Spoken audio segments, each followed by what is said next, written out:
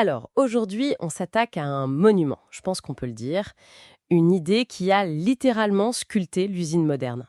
Et même bien au-delà de l'usine. Oui, par extension, une bonne partie de notre monde du travail. Je parle bien sûr du système Taylor. Et pour cette exploration, on a mis la main sur une source, franchement, c'est une véritable machine à remonter le temps. Ah oui. Il s'agit d'un ouvrage de 1916 qui s'intitule Le système Taylor et la physiologie du travail professionnel. C'est écrit par un certain J.M. Lahey, qui était à la fois psychologue et physiologiste. Et 1916, le contexte est absolument crucial. On est en mars 1916, la France est en pleine Première Guerre mondiale. Exactement. Donc, quand on parle d'organisation du travail, d'efficacité, de production, ce n'est pas du tout une discussion de salon, hein. C'est une question de survie nationale. Chaque obus, chaque fusil compte. L'enjeu est colossal. C'est exactement ça. Notre mission, donc, c'est de comprendre comment cette méthode américaine, qui promettait une véritable révolution de la productivité, a été reçue en France à ce moment très précis de son histoire. Mhm. On va décortiquer comment la science de l'époque, avec ses outils de physiologie, de psychologie naissante, a regardé ce phénomène. Ce n'est pas juste une histoire de chronomètre et de chaîne de montage. Non, c'est bien plus profond. C'est une histoire d'idées et c'est une histoire de corps. Absolument. Et il faut bien comprendre l'ambition de l'auteur, J.M. Lahey. Son but, ce n'est pas juste de faire un résumé pour ou contre Taylor. Pas du tout. Il a un projet bien plus grand. C'est-à-dire, Il cherche, et je le cite, à fixer les éléments essentiels de la vie ouvrière pour esquisser les lignes d'une organisation vraiment scientifique du travail humain. Il ne veut pas juste critiquer, il veut construire une alternative. une alternative qui soit à la fois efficace et humaine, j'imagine. C'est ça. Une troisième voie, en quelque sorte. D'accord, alors entrons dans le vif du sujet. Comment ce livre de 1916 nous décrit ce fameux système Taylor? C'est quoi, vu par les yeux de l'époque? D'abord, il le présente comme l'œuvre d'un ingénieur américain, Fred.W. Taylor, qui arrive avec une promesse, introduire un mode de travail rationnel. Le mot est lâché, rationnel. Oui, et c'est perçu comme un renouvellement total des procédés anciens. Fini le travail à l'instinct, l'habitude, le savoir-faire de l'artisan. Place à la science de l'organisation. Et comment ça fonctionne concrètement? L'idée de base, c'est la décomposition. On prend une tâche complexe, on la découpe en gestes élémentaires, on chronomètre chaque geste pour trouver le plus rapide, et on impose cette meilleure façon de faire, de one best way, comme disait Taylor, à absolument tous les ouvriers. Une standardisation totale du mouvement humain. Mais Lahey reconnaît quand même des mérites à Taylor, non? Il ne le présente pas comme un simple méchant d'opérette. Non, pas du tout. Et c'est ce qui rend son analyse si intéressante. Il est nuancé. Il reconnaît que Taylor a importé des, je cite, innovations ingénieuses, qu'il a modernisé l'outillage, D'accord. qu'il a forcé les industries à se regarder dans le miroir et à, disons, dépoussiérer leurs vieilles habitudes. Il y a une reconnaissance de l'apport technique. Mais Mais, et c'est un mec qui fait la taille d'une usine, il questionne radicalement la philosophie qui sous-tend tout ça. ah, et c'est là que ça devient passionnant.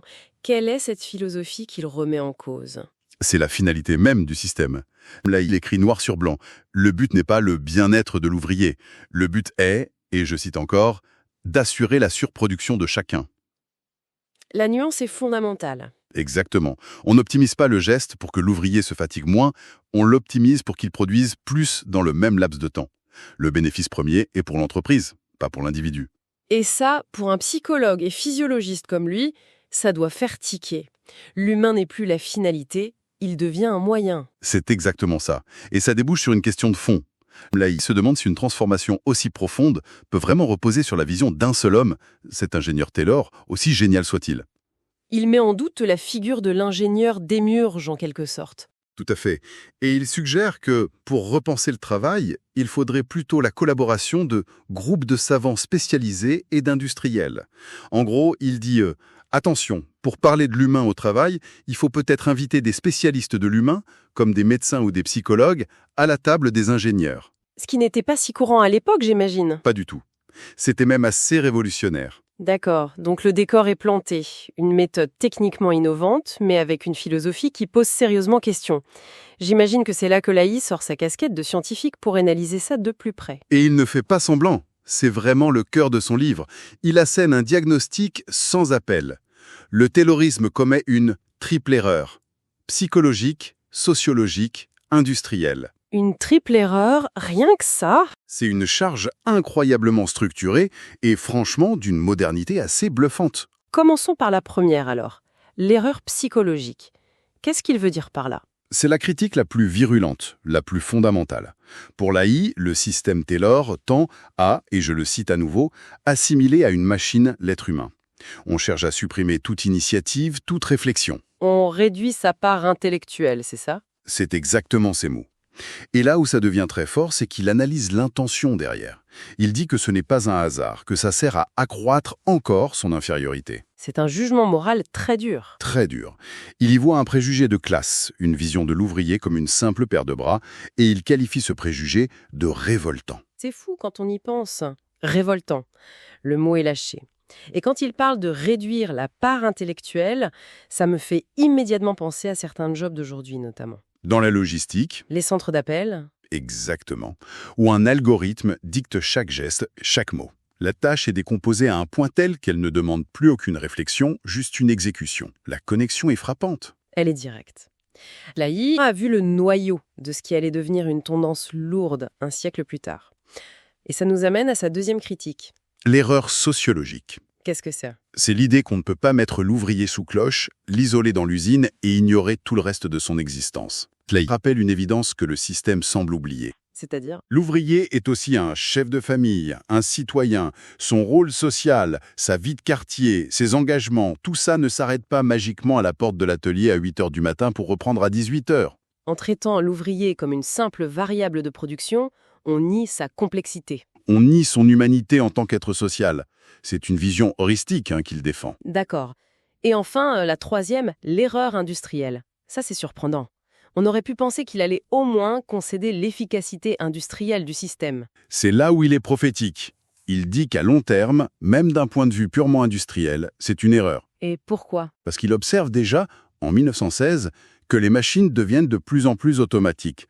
Par conséquent, le rôle de l'humain évolue.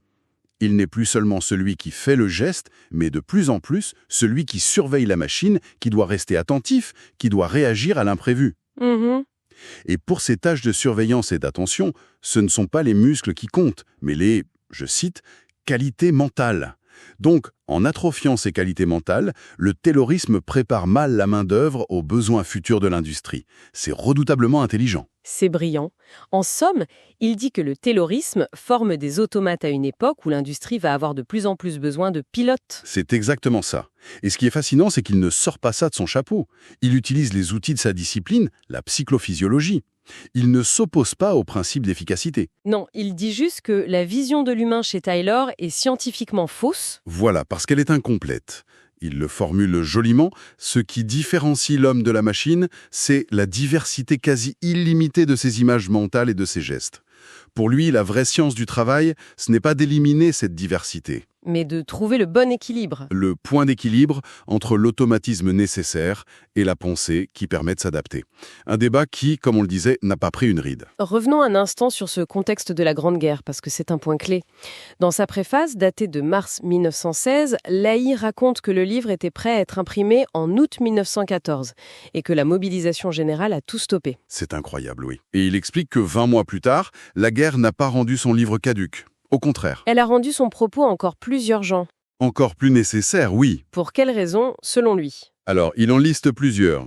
D'abord, l'évidence.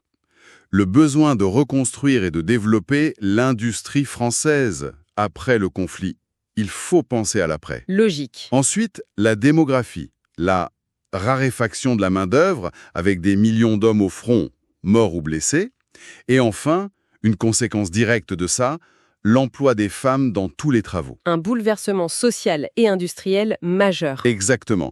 Et tous ces facteurs, dit-il, posent avec une acuité nouvelle les problèmes d'une organisation vraiment scientifique du travail. Donc ce n'est plus une querelle d'experts dans une revue, c'est une question de survie et de reconstruction. Comment on fait tourner le pays avec moins de bras et des bras qui n'étaient pas formés pour ça? Voilà, le débat n'est plus théorique, il est vital. Et la position de l'AI est très fine. Il ne tombe pas dans un rejet nationaliste primaire du genre « cette méthode américaine n'est pas pour nous ». Non. Au contraire, il prône une adaptation intelligente. Il dit qu'il ne faut pas copier-coller servilement, mais qu'il faut créer des méthodes qui nous soient propres et qui s'ajustent à nos tempéraments. C'est un appel à l'innovation nationale, en fait. Tout à fait. Inventer une voie française de la modernisation, basée sur une connaissance scientifique de la main-d'œuvre et de la culture locale. Ne pas rejeter, mais s'approprier, critiquer et adapter. C'est une démarche très moderne. Et justement, comment ça se passait concrètement en Europe? Comment ce système était-il reçu sur le terrain avant et pendant la guerre? Laï en parle. Oui, et il montre bien que le tableau est très contrasté. On sent déjà les tensions à l'œuvre. En France, par exemple, il note que certains industriels, notamment dans l'automobile, ont adopté le système avec un véritable engouement. D'accord. Le problème, c'est qu'ils l'ont fait de manière un peu simpliste, sans restriction ni critique. Le fameux copier-coller qu'il dénonce. Et avec quelles conséquences? Des conséquences sociales immédiates. Il rapporte que les ouvriers se sont levés avec force contre cette méthode de rendement et que cela a provoqué des grèves. On voit bien le choc des cultures. Ah oui, une logique d'ingénieur appliquée brutalement à un corps social qu'il aperçoit comme une déshumanisation et une intensification insupportable du travail. L'application brute, sans dialogue, mène presque toujours au conflit. Et ailleurs en Europe, il donne d'autres exemples? Oui. Un exemple passionnant en Allemagne. Il parle d'une controverse qui a eu lieu là-bas. D'un côté, on a le docteur Sachs, un physiologiste, donc un confrère de laïc. De l'autre, M. Wallich, un ingénieur. Le débat est cristallin. Sachs s'inquiète publiquement du danger que présente le système nouveau pour l'organisme humain. Il alerte sur l'épuisement, la fatigue nerveuse, l'usure prématurée. Et la réponse de l'ingénieur, Wallich? J'imagine qu'il défend son précaré? Totalement. Il affirme au contraire que le système garantit le respect de la santé de l'ouvrier. Ah bon? Et comment il justifie ça? Son argument, c'est la logique même de l'ingénierie. En optimisant le geste, on élimine les mouvements inutiles et fatigants. Donc, on préserve le travailleur. C'est la promesse d'une efficacité sans effort, en quelque sorte. On a donc deux visions du monde qui s'affrontent. Celle du médecin, qui voit le corps et le système nerveux. Et celle de l'ingénieur, qui voit la mécanique et le rendement. C'est la parfaite illustration du débat. Et c'est précisément là que l'AI veut intervenir. Son grand projet, c'est de réconcilier ces deux mondes. Il veut dépasser cette opposition stérile. Pour lui, la solution passe par l'introduction de vrais outils scientifiques pour comprendre l'humain. Il insiste sur deux choses, la sélection professionnelle et l'étude de la fatigue. Qu'est-ce qu'il entend par là? Sélection professionnelle, ça sonne un peu dur aujourd'hui. Il faut le comprendre dans le contexte de l'époque. Pour lui, c'était pas de l'eugénisme, c'est du bon sens. C'est l'idée de ne pas mettre n'importe qui à n'importe quel poste. D'accord. Il faut étudier les aptitudes physiques et psychologiques d'une personne pour lui confier une tâche où elle sera non seulement compétente, mais aussi moins en souffrance, moins en danger. C'est le tout début de l'ergonomie. Et l'étude de la fatigue du Réamédius? Il martèle qu'il faut l'étudier scientifiquement, pas juste le coup de barre de fin de journée, mais la fatigue physiologique, nerveuse.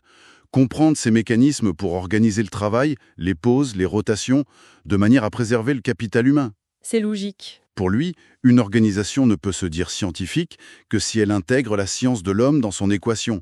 Sinon, c'est juste de la mécanique appliquée sans discernement à du vivant. Si on fait le bilan, cet ouvrage de Laï, écrit il y a plus d'un siècle dans le fracas de la guerre, est d'une richesse incroyable. C'est tout sauf un pamphlet anti-Taylor, en fait. Non, c'est bien plus fin que ça. C'est un plaidoyer pour une approche plus complète, plus intelligente et finalement plus humaine de l'organisation du travail. Il ne dit pas non à l'efficacité, il veut juste que la physiologie et la psychologie soient au service de l'industrie, et pas l'inverse. C'est une tentative de civiliser l'efficacité, de lui donner une conscience. Et ça nous laisse avec une question pour aujourd'hui qui prolonge directement sa pensée. En 1916, Laï mettait en garde contre une science du travail qui ignorerait la complexité de l'humain, pour le réduire à un simple exécutant, un rouage dans une grande machine. Une mise en garde qui, comme on l'a effleuré, résonne de manière assez spectaculaire aujourd'hui. De manière troublante, oui. Quand on voit aujourd'hui des algorithmes qui optimisent en temps réel les tournées des livreurs au mètre près, qui dictent le rythme de travail dans les entrepôts, Qui distribuent les tâches dans les services clients en fonction de micro-indicateurs de performance ou qui mesurent la productivité d'un employé au nombre de clics par minute. exactement. La question fondamentale que posait Laï revient en boomerang, mais avec une puissance technologique décuplée. Et cette question, c'est... Avons-nous enfin trouvé ce fameux point d'équilibre entre l'efficacité et l'humain? Ou sommes-nous simplement en train de construire une nouvelle version du système Taylor, plus sophistiquée, plus invisible et finalement plus intrusive parce qu'elle est devenue numérique?